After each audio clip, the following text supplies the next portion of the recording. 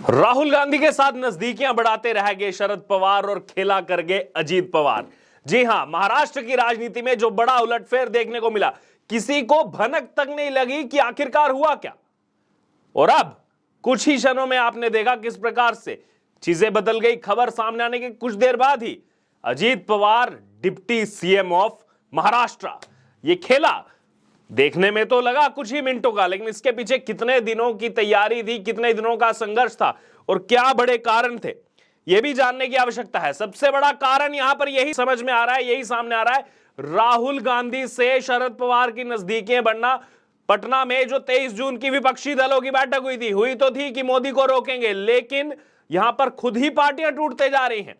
आखिरकार ये ऐसी कैसी बैठक हो गई कि आपस में विरोधाभास की स्थिति और ज्यादा बढ़ने लगी और पार्टियां टूटने लगी। ये तो एकजुट हो रहे थे कि मोदी को रोकेंगे 2024 में, लेकिन जिस प्रकार से वहां पर इशारे किए गए, राहुल गांधी के लिए कहा गया, वो कहीं ना कहीं उसके कई सारे सियासी मायने निकले। और उसका सबसे पहला एग्जाम्पल 10 दिन के अंदर ही एक पार्टी दराशाही मिल गई एनडीए में जाकर के, क्योंकि अजीत पवार के साथ बताया जा रहा है लगभग 40 विधायकों का समर्थन उनको प्राप्त है। सांसद भी जितने एनसीपी के हैं, मेजॉरिटी में 50% से ज्यादा का समर्थन अजीत पवार के साथ है। और खेल उन्होंने बड़ा कर दिया, सुपर संडे इसको कहा जा रहा है। बहरहाल अगर यहां पर बात की जाए तो लालू यादव ने जो स्टेटमेंट दिया था, वो स्टेटमेंट यहां पर कहा जा रहा है कि वो इसके पीछे सबसे बड़ा कारण है। दरअसल अगर ये बात की जाए तो जो नेता हैं अजीत पवार के साथ के, उनको सबसे पहले तो ये बिल्कुल भी जो ऐसे ही नहीं लगा जो जा करके शरद पवार राहुल गांधी से मिले। और बड़ा अभी ये सियासी संकट जो है वो सामने आ गया है, क्योंकि 40 विधायक अजीत पवार के साथ बताए जा रहे हैं, 5 में से 3 सांसद अजीत पवार के साथ बताए जा रहे हैं। और ऐसा कहा जा रहा है जल्द ही एनसीपी पर दावा ठोकने वाले हैं अजीत पवार। तो जिस प्रकार से पिछले साल हमने जो गेम देखी थी महाराष्ट्र में हुई थी, वही गेम दोबारा से रिपीट होती हुई यहां पर जो शिवसेना के साथ हुआ, वही ऐसा कहा जा रहा है एनसीपी के साथ भी होगा। और इसमें लगातार कोई अगर गेन कर रहा है तो वो गेन कर रहा है भारतीय जनता पार्टी का दल बीजेपी। और ये सब खेल महाराष्ट्र में चल रहा है। दरअसल अगर बात की जाए, यही कहा जा रहा है कि एनसीपी का हश्र भी शिवसेना की तरह ही हो सकता है। ऊपरी तौर पर भले ही शरद पवार उनकी जो स्टेटमेंट भी है वो कुछ भी कह रहे हो, लेकिन कि वो कह रहे हैं सब कुछ ठीक कर देंगे, जनता उनके साथ है, लेकिन सच्चाई क्या है वो पूरे देश ने आज देख ली। घटनाक्रम ये जो हुआ इसके तुरंत बाद बहरहाल संजय राउत की भी जो है प्रतिक्रिया सामने आ रही है, वो भी बौखलाए हुए नजर आ रहे हैं। दरअसल अगर बात की जाए तो जिस स्टेटमेंट की मैं बात कर रहा हूं वो आपको स्टेटमेंट मैं बता दूं कि पटना में जो विपक्षी दलों की बैठक हुई थी उसमें लालू यादव ने राहुल गांधी के लिए जो कहा था कि जल्द दूल्हा बनो, तुम्हारी मां भी यही चाहती है। लालू ने उस समय यह भी कहा था कि तुम घोड़ी चढ़ो और हम सब बाराती बनेंगे। लालू यादव के इस बयान के कई सारे सियासी मतलब भी निकाले गए।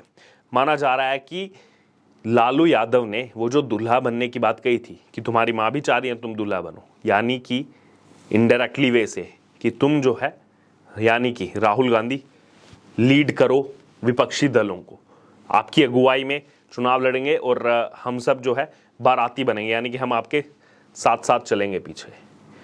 तो इसके जो सियासी मायने निकले वही जो बिहार में भी खेल होना शुरू हो गया। नीतीश कुमार आगे पीछे जाना शुरू कर दिया उन्होंने, उसके पीछे भी यही स्टेटमेंट बताई जा रही है। कहने को आपको काफी लाइट लग रही होगी ये स्टेटमेंट, लेकिन इसके जब सियासी मायने निकले तो नीतीश कुमार ने भी दोबारा से भारतीय जनता पार्टी के लोगों से मिलना शुरू कर दिया।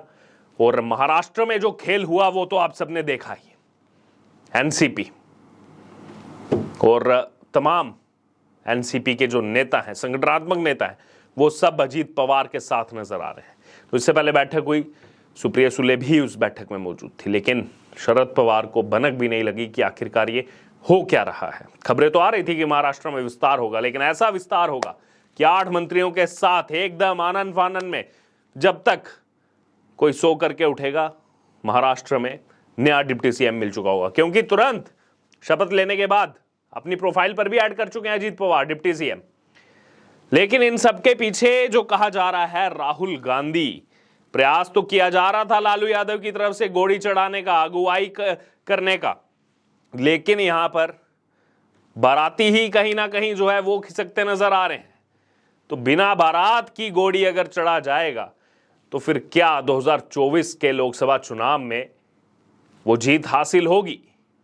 वो सीटें आएंगी जिसकी जरूरत है प्रधानमंत्री पद के लिए?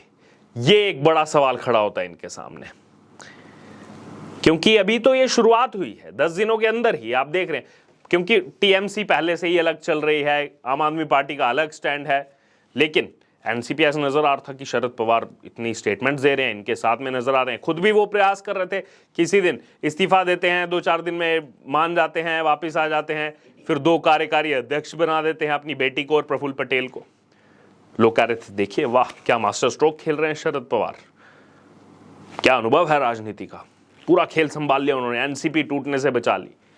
लेकिन यहां पर अजीत पवार कोई स्टेटमेंट नहीं देते रहे, चुपचाप साइलेंटली सब कुछ देखते रहे और अंदर से अपने साथ जो उनका समर्थन था विधायकों का, सांसदों का, उनको स्ट्रॉन्ग करते रहे, बिल्कुल एकनाथ शिंदे की तरह। और अब देखिए बड़ा खेल यहां पर, ये बड़ा उलटफेर जो है वो यहां पर महाराष्ट्र की राजनीति में हुआ। बहरहाल यहां पर जो स्टेटमेंट सामने आ रही है वो भी मैं आपको बताना चाहूंगा। शरद पवार जो बोल रहे हैं, शरद पवार कह रहे हैं कि मुझे लोगों का समर्थन है, मैं मजबूत हूं। कहां से मजबूत हैं आप? विधायक तो चले गए एनडीए में, 1-2 नहीं लगभग 40 विधायक।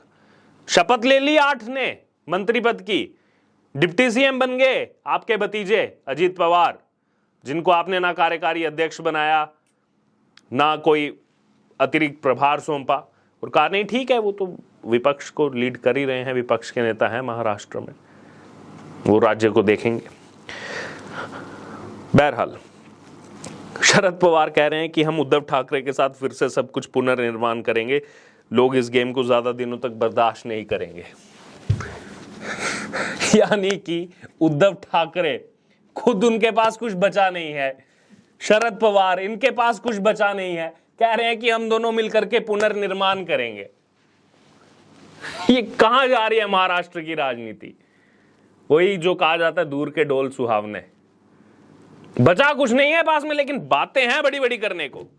उद्धव ठाकरे के साथ मिलकर करेंगे। अरे उद्धव ठाकरे अपनी शिवसेना को तो बचा नहीं पाए, सिंबल मिल गया एकनाथ शिंदे को, नाम मिल गया एकनाथ शिंदे को, क्योंकि बहुमत एकनाथ शिंदे के साथ थी, लोग उनके साथ थे, संगठनात्मक जो लोग हैं, सांसद जो हैं वो एकनाथ शिंदे के साथ थे। और वही सेम टू सेम चीज अजीत पवार के साथ देखी जा रही है। वहीं अब एकनाथ शिंदे इसको लेकर के बोल रहे हैं, एकनाथ शिंदे कह रहे हैं कि अजीत पवार के आने से सरकार को फायदा होगा, प्रदेश तेज गति से विकास करेगा, अब ट्रिपल इंजन की सरकार हो गई है। वो इसको ट्रिपल इंजन की सरकार बता रहे हैं। देखिए एक इंटरेस्टिंग फैक्ट बताऊं मैं आपको इसको लेकर के, कि पिछले 4 साल में राजभवन, जहां से आज ये तस्वीरें आ रही हैं, 4 साल में 4 शपथ ग्रहण हो चुके हैं महाराष्ट्र में। सबसे पहले अगर बात की जाए नवंबर 2019 में अजीत पवार ने भाजपा सरकार में डिप्टी सीएम पद की शपथ ली।